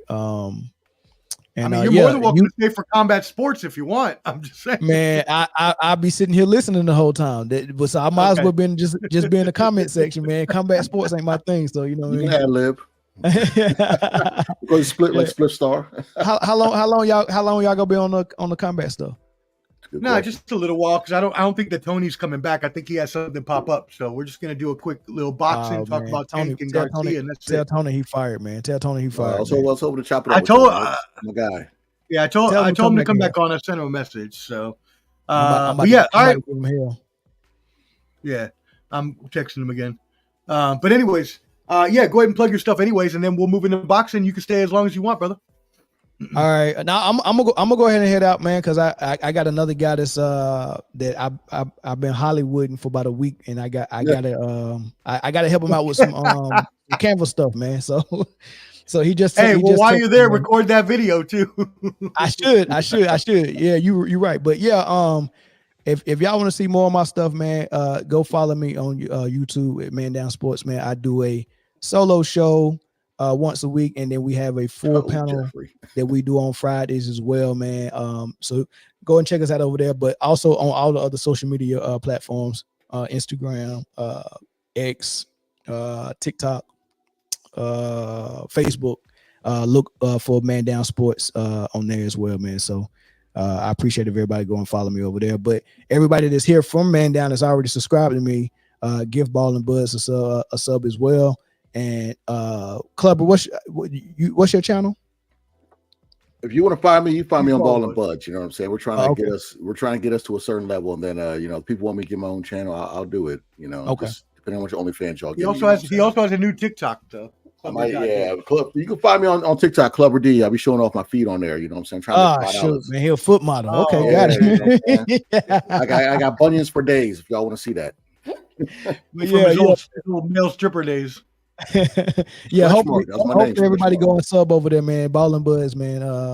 You know, that's friend of the show for me. So y'all be doing me a favor and him a favor if y'all go give him a sub, but I appreciate it.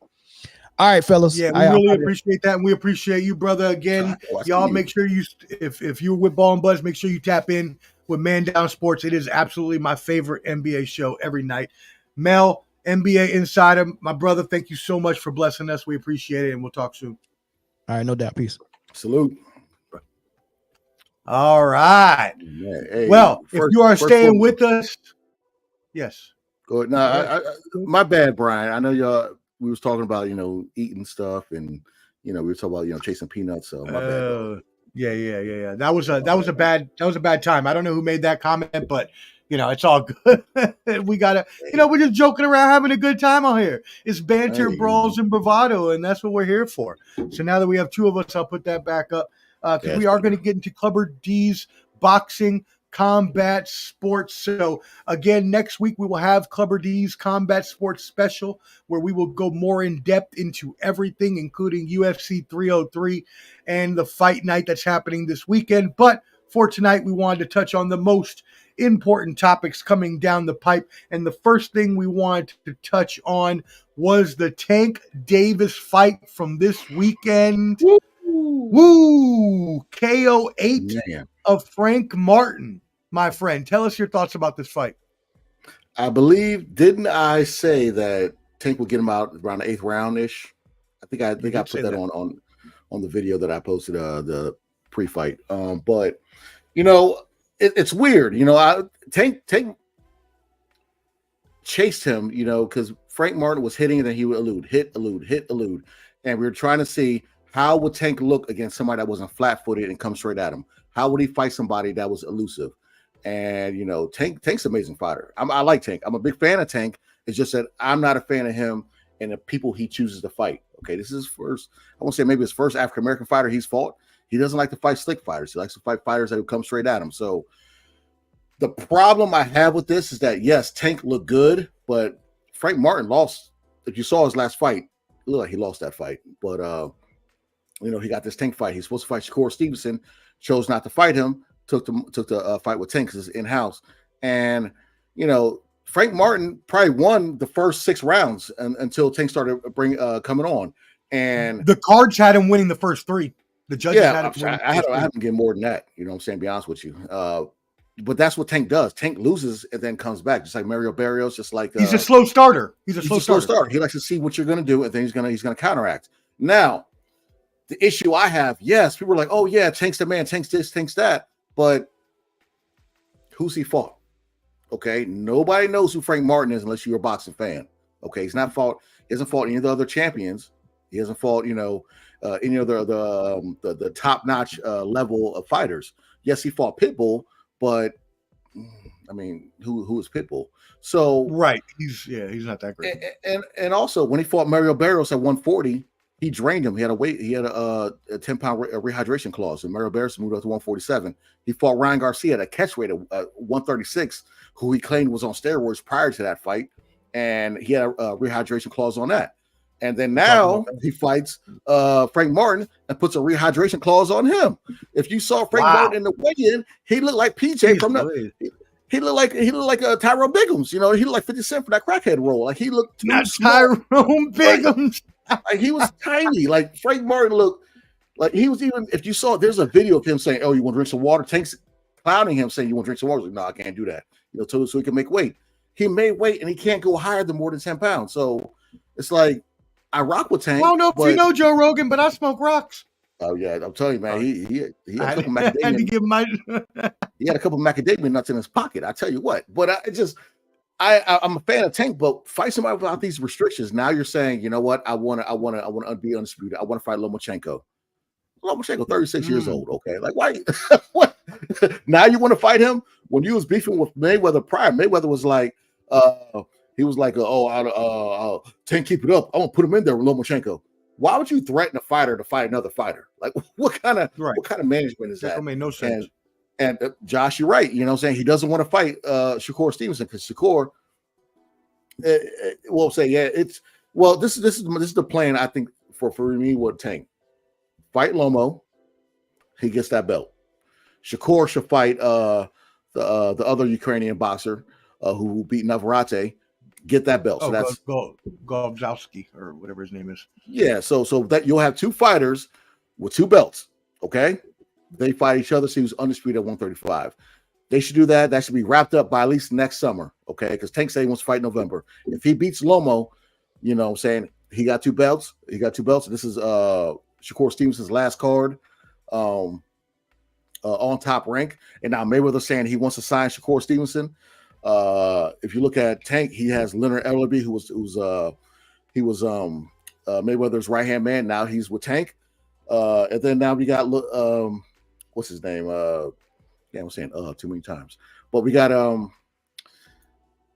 Floyd Mayweather signing Richard Schaefer, who was with Golden Boy, so he's his right hand man now. So who knows? Floyd Mayweather, his organization might join DAZN, and he was trying to get Shakur Stevenson to sign with him. I'm not sure what's going to happen because Shakur wants the money. He should get the money. I think he will sign with somebody probably like an Eddie Hearn at Matchroom so we can get that DAZN, get that exposure. But either way, we need to see Shakur Stevenson, Tank Davis fight. That's the fight we need to see. Yes, you can fight Lomachenko, but this is not the same Lomachenko. Lomachenko's not good against boxers that come straight at him. We saw that with Orlando Salido. We saw that with Devin Haney. We saw that with Teofimo Lopez. Lomachenko's good, but he doesn't like pressure fighters, and Tank's gonna chase you. Okay, and when Tank gets a hold of you, boom, you're going to sleep. So, and he might do a back. Now we do have a mailbag question. And this comes from our dear friend at The Bottom Line Sports. So you can check that out at The Bottom Line Sports. Says that he believes Gervonta Tank Davis. This is Hot Take Jake. Believes Gervonta Tank Davis is a all-time. Okay, for you listen to the rest of what I have to say. He is already top 10 all-time. How? Gervonta Davis. Mm-hmm. I don't know why. I don't know why he said it. I don't know why he mailed this in. He said he's going to be the next Floyd Mayweather, and he said to ask you, do you agree with him that Gervonta Davis is already top 10 all time? I told him I could think of 5 Mexicans, 5 Puerto Ricans, and at least 5 to 10 black fighters better than Gervonta Davis all time. A couple white fighters also. No, he's not. At age 29, Tank Davis has 2 official belts, I believe, 130, 135. He's never been a unified champion, so he's only had 1 belt. I don't see how you can put him up there. That's crazy. I said the same thing. I was like, what? Shakur Stevenson, Shakur Stevenson, Devin Haney, Teofimo Lopez, Lomachenko, all these guys have been unified champions. So that meaning having more than one belt. I don't understand how you can put him up there. You know, I like Tank Davis, but if you're going to say he's one of the best, name me a best he's fought, because you don't know who Frank Martin is. Okay. Right. Ryan Garcia never fought for a world champion besides Devin Haney fight, which he showed up overweight and he cheated. Okay. So Pedraza fight, yes, that was a good fight for Tank. Don't say that too loud. You might piss some people off.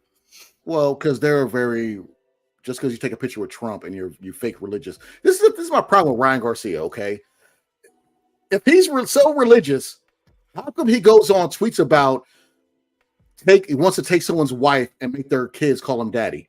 Where's his Christianity then? Okay, where's his Christianity when he tweets about I wanna go one-on-one with Devin Haney's mom? Where's his Christianity then? Where's his Christianity when he tweets about I had sex with Caleb Plant's wife? Where's his religion then? But then you want to say, oh, well, he's Christian. It's fine. No, shut up, man. Call it all out. All right. Ryan Garcia is going to get suspension pretty soon. He just tweeted he wants to retire. So that means that suspension is coming, maybe a year, maybe 2 years. He's still young enough to get it back on track. So I just don't understand all this deriding when it comes to him. It's like the guy cheated. It is what it is. A lot of fighters have cheated. If you look at Eddie Reynosa, what up, Josh? Eddie Reynosa, he has like 5 fighters that he has trained or currently trained that have all popped for PEDs. Okay, so let's all talk about this. Tank is top 5. How? Who's the 5? I wouldn't know if Tank's top 5 pound for pound. Who was the 4 above him or around him? That's what I want to know. Right now, where would you put him at your top pound for pound? Because before his fight, ESPN ranked him at number 7 behind Archer Biabev and above Shakur Stevenson. Okay, so in no order. My top fighters. Okay, Inoue, the monster. Okay, Usyk, Bivol, Beterbiev, Terrence Crawford. Ben Rodriguez. Definitely in the top 10. Canelo, I know you meant to. Cherry picker, but Canelo. Teofimo, maybe. Lopez, Shakur, David Benavidez. Your top 10. I'm already at 10 right there. So where do you put Javante in there then? Do you not rank him in the top 5? Maybe like 11 or 12, I'm saying he's top 15 right now. Okay. Not even top 10. Wow. You gotta fight somebody. You have to fight somebody. Okay. You look at all the people I named resume, their resume beats everybody that he's fought, So and you gotta understand, Tank had a chance to fight all these people, but at that time he said that belts didn't matter. So because belts don't matter, he fought a certain style of fighter, Yeah. Ryan Garcia? Who's Ryan Garcia beating? Like Ryan Garcia? Yeah. Thank you, Josh. He's top 15. Yeah, he's top 15. 100%. Ryan Garcia has not beaten. Ryan Garcia fought one time for a world title and lost. Okay, he didn't make weight and he cheated. So how do you put him up there? Ryan Garcia hasn't done nothing in the sport. Pitbull. Okay, Pitbull after he fought Tank, he got a belt. Okay, Barrios. Remember, he drained Barrios. He had rehydration clause on Barrios. And also Mayweather ran over to the corner and was talking to them, which is illegal to do during a fight, to say, because Tank was losing around the 7th or 8th round. So yes, he beat Barrios, but he drained Barrios. So shout out to Adam Hurley. Thank you for all the comments. We appreciate it. Yeah. So he says, so if Tank were those guys' size, you don't think he beats them anyways, even if he fought them? Is the question there. Tank could have fought Lomachenko years ago. He could have fought Shakur Stevenson. He could have already fought Devin Haney. Tank had the power to fight them because, remember, he said that belts don't matter, so he chose not to fight them.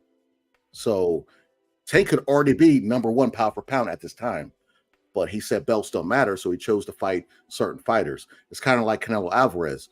Canelo Alvarez gets away with fighting people like Triple G past his prime. He gets away with fighting God, dog, what's the Irish, not Irish guy, but the dude from England. When I was down in Nashville with Callum Smith. Callum Smith and people like that to not defend his belt and fight David Benavidez. So he's been afforded the opportunity not to fight the top fighters. You know, you got to look at the opposition. I don't like the Monster Inoue. I understand that he hasn't been able to fight the top competition because there's not that much out there for him.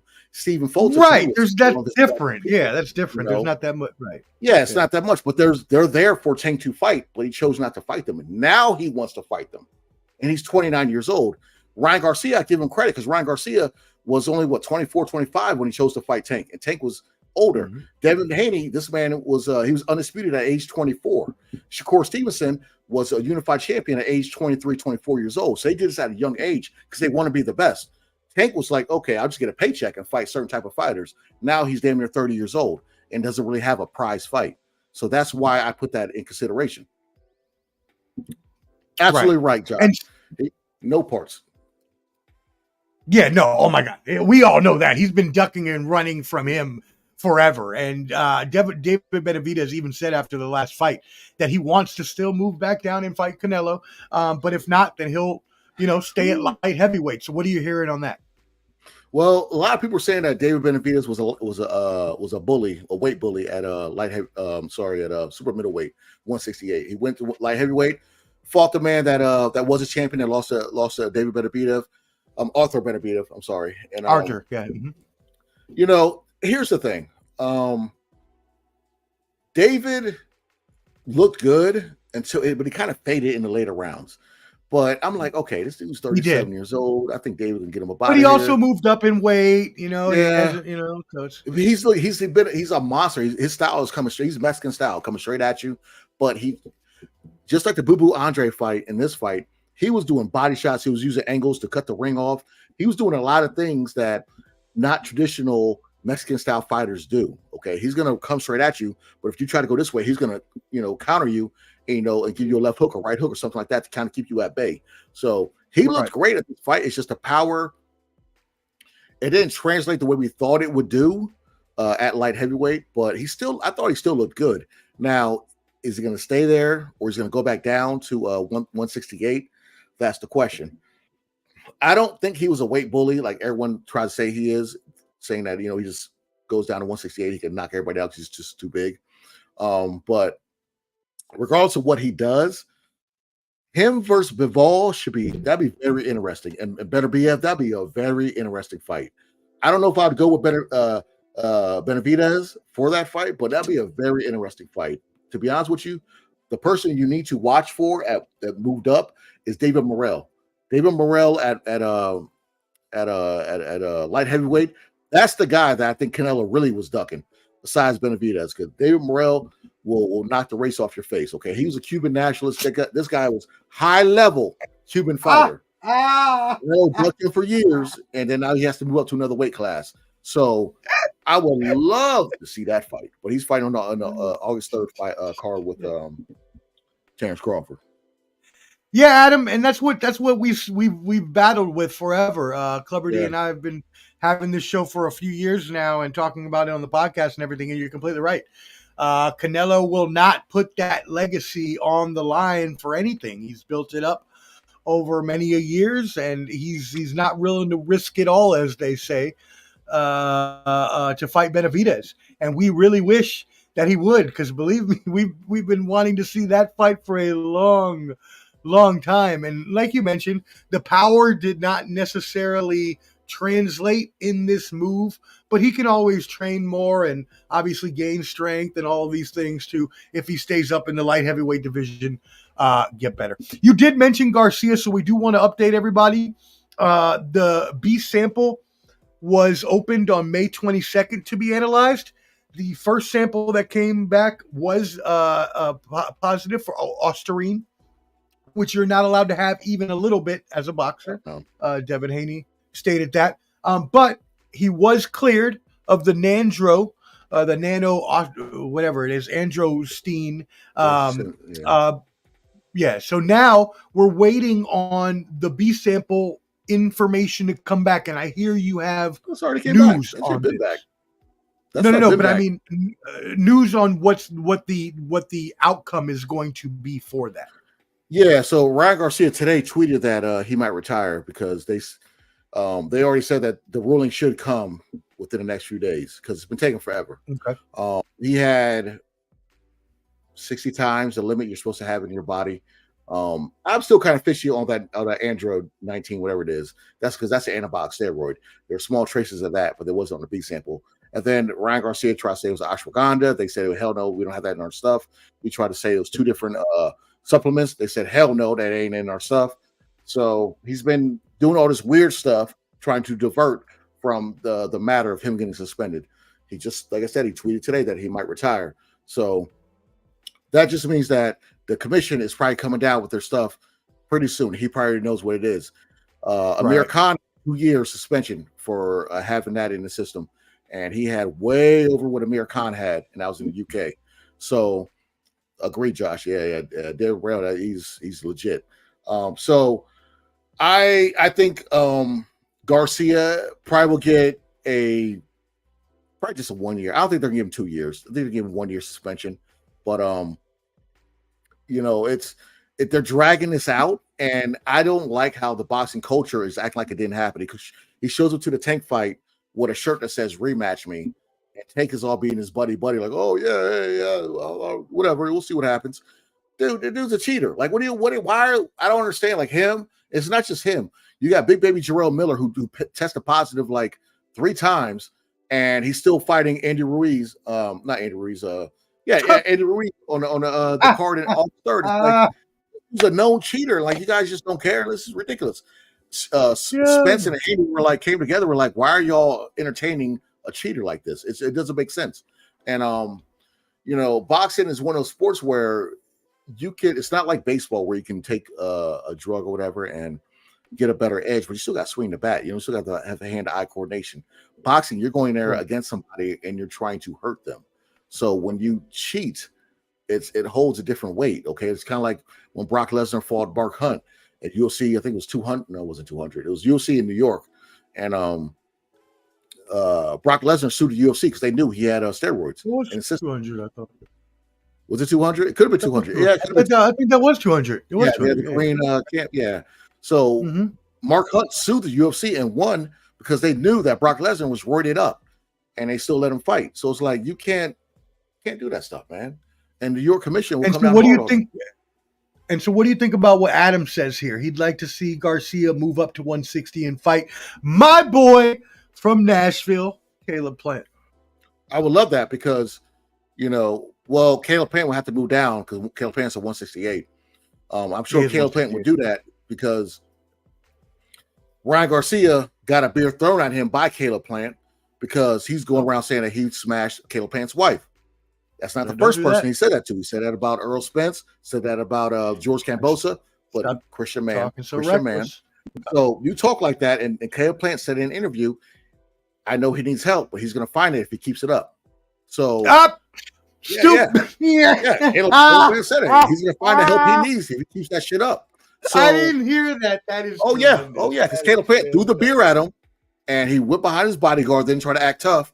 And it's just like, dude, you're supposed to be X, Y, and Z. You know what I'm saying? You talking about you have sex with people's wives and X, Y, and Z.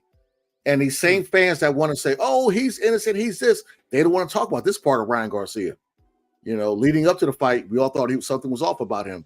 But then he goes, after he whooped Devin Haney, he's like, oh, I was faking it the whole time. It was just a joke. And then now it's the mental health again. Like, you can't play the boy cried wolf. I can't do that. That's the one thing I don't like about Ryan Garcia. I can't stand that. And so actually, that's funny that you say that. So we have a mailbag question from Third Eye Illumination. It's a great username. And they ask, Ryan Garcia was recently arrested for trashing a Beverly Hills hotel. The mailbag user goes on to say that he actually tweeted back in April that he would be arrested on this day and was then arrested. Do you think this is proof of the Illuminati, or do you think Garcia went out and got arrested because he said he was going to that day? Well, this is around the same time he put out that his mother had breast cancer. And I don't know if there's any correlation. I just think it's Ryan Garcia being Ryan Garcia. He said that he knows about Bohemian Grove and all these other weird things. I could be wrong about the Bohemian Grove, but he says he knows about the elites in Hollywood and all this stuff. And I'm like, if you know about this stuff, where's your tell-all? Where's your Barbara Waters interview? You keep saying you know something, Alex Jones. Say something. Where's the proof at? I can say I know a lot, but where's the proof? Okay, so your ass got drunk. And I think that's why, yeah. No, I'm saying his ass got drunk at a hotel and banged his head. Banged his head with what is it? A motorcycle helmet against the walls, spray painted, whatever. Got caught and they took your dusty ass to jail. That's basically what it is. I mean, come on. Take your ass so to it's jail. not a conspiracy. He did not already know he was going to get arrested beforehand because there is some Illuminati conspiracy. No, he is doing everything to divert from this punishment he's going to get from the commission. That's all it is. It's all a show. This dude is a joke, man. It's a joke. All right. Well, moving on. Couple more topics here before we log off for the night. But Deontay Wilder, unfortunately, got knocked the hell out. You got knocked the fuck out, Smokey, by Zhayli Wang. I'm about to call him the damn UFC fighter. By Zhayli Zhang. It wasn't good. He got knocked out. And then right after that, he took another knock to the blow as his fiance or ex-fiance is now accusing him of domestic violence. What are your thoughts on Wilder? Should he retire like everybody, Anthony Joshua, Andrew Ruiz, all encouraging him to retire? Or does he need to keep fighting because his apparently future ex-wife is going to take money from him? Well, first and foremost, everyone listening, I appreciate everybody who hopped on when Mel was on, and the people that still stuck with us.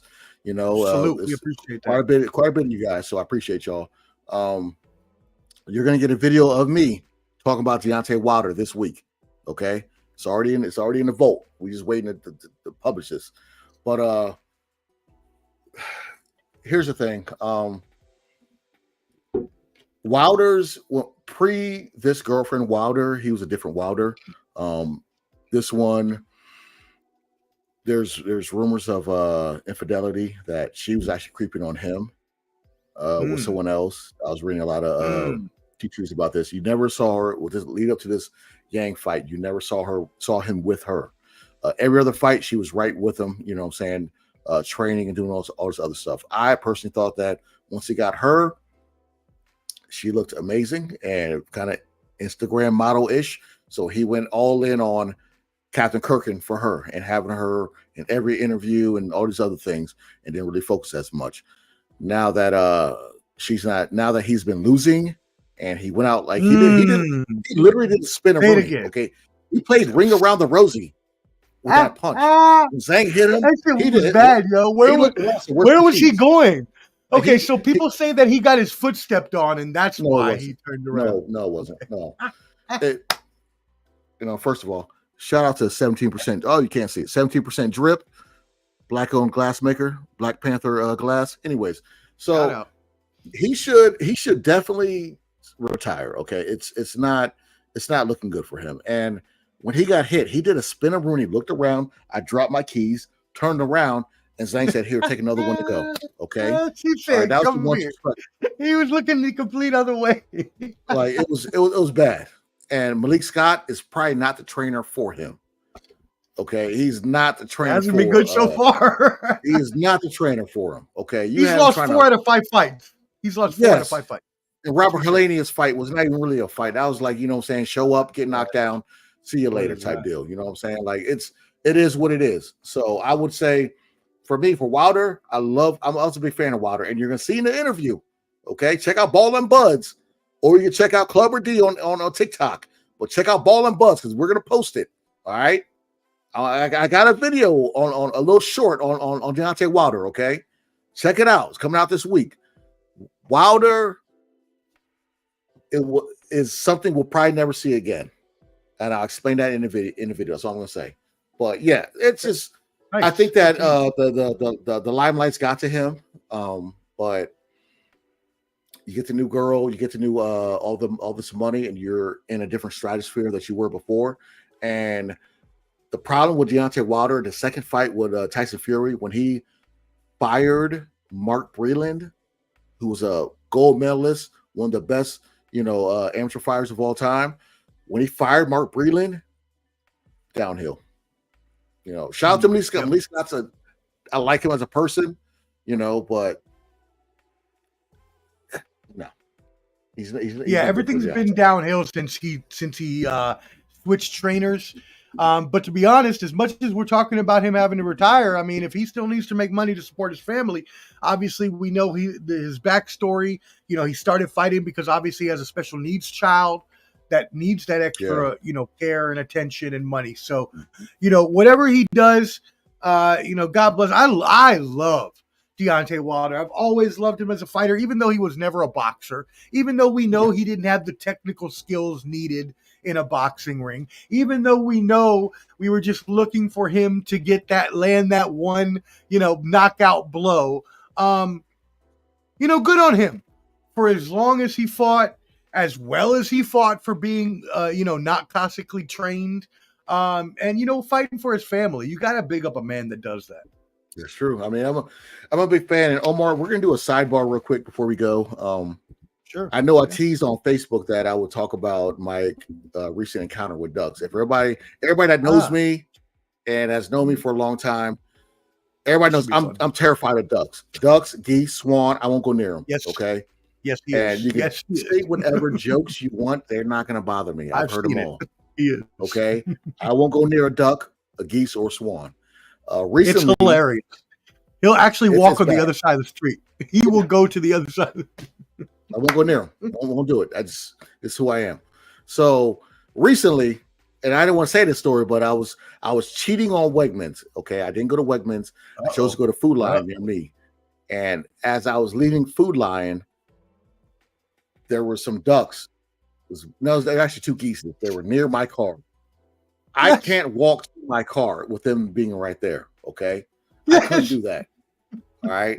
So what I did, I waited at the entrance until a family came out. It was a family. It was a mom and her son. You're I so told her, say, lady, look, I will give your son $20 if you shoo those geese away from my car. You are so stupid. So I can't believe you. I don't care. I don't care. Hey, look, I'm being open and honest. The young kid said, I'll do it. He shooed the geese away. All right. Once he did that, I got in my car. I looked at my glove compartment for money. I snorted. All I had was $3. I gave the kid $3, and he said, "Hey, you said 20." I said, "Well, that's America." Right. No, you did not. It is what it is. It is what it is. I thought I had a 20 in there. I'm not gonna lie. This is a for real story. For real story. Okay. I thought I had a 20 in my car, but I only had was $3. So I said, "Here you go." He said, "What about the 20? Oh, that's America." Drove off. So that is what it is. That kid is never gonna trust anybody again. You have brought. Hey, if I see you attacking Tamil, I owe you $17. I got you. All right, but he shooed the ducks away though. It's more than I can do. You jip a kid on the money. You gypped a kid on the money, you old Scrooge ass. That's life. That's life. Sorry. Oh, hey, everybody tuning in. Look, it is what it is. I'm being open and honest. I'm afraid of ducks, geese, swans, all of them joints, flamingos, peacocks. My brother lives in Florida. I remember they had like peacocks in his neighborhood, and I refused to go outside because the beer was outside. I was like, I'm not going outside. No, there's peacocks around there. Someone else get the beer. I'm not doing it. So it is what it is. I don't care. Judge away. Not the flamingos. Hey, sorry we missed you, Tony, to the Savant tonight.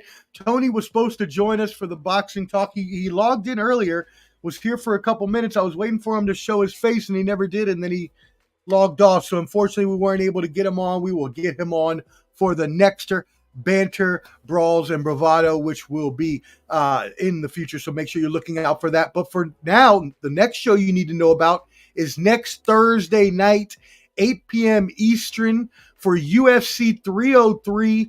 We'll also talk boxing and other combat sports. It will be Clubber D, the Combat G's Combat Sports Special. Again, make sure you're subscribed at Ballin' Buds, BALLANDBUDS on YouTube, and you'll get all of our videos. Thank you, Adam. We appreciate you subscribing. Appreciate you, brother. Appreciate and you. Everybody else that subscribes, we really appreciate you. We appreciate our brother Mel from Man Down. That's my man. Please go support Man Down Sports. The best NBA coverage I know out there on YouTube. So go ahead and subscribe, if I could speak to them. That's how tired I'm getting. And yeah, other than that, again, look out for me and Clubber D next week, and the Mind of the Professor after that, and Ball and Buds. We're on the rise, and we appreciate any subscriptions and any love you give us. Hey, 86 Boxing, Josh, I know you and Clubber D hit it off well. Come on through, baby. Come on with us in the next couple shows. Let's get you and Clubber D talking some boxing together. So again, we thank you all, fans. Thank you all for those that stuck on from Man Down. We really appreciate everybody. Again, subscribe at Ball and Bud, subscribe at Man Down Sports, subscribe at The Bottom Line Sports, and catch them Tuesdays at 8 p.m. and subscribe at Tony the Savant. Clubber D, the Combat G, do you have any final thoughts? Yeah, get out of here? So happy Juneteenth, or everybody, everybody should celebrate it because it's not only African American, it's American history. So let's get that whole colorism out the way. It's American history, and we got to acknowledge that, okay? Other than that, we'll be back next week. The Deontay Wilder video will be this week, and I'm working on a video with Uriah Faber as far as one of the best non-champions in UFC history. So that video might be coming in the next week. And I'm going to do a series of best UFC fighters not to become champions. I'm going to do that. And then I'm thinking about a couple of boxers and a couple of what ifs. My man, shout out to my man, Josh. He has a great show. The other show, I jumped on his show and I said, what if Tyson fought Riddick Bowe? So I might do a what if boxing thing. Ooh, so, I like that. A couple shorts. So we're working on some stuff at Ball and Buds. So come check us out. You know what I'm saying? Check out my man Josh at 86 Boxing.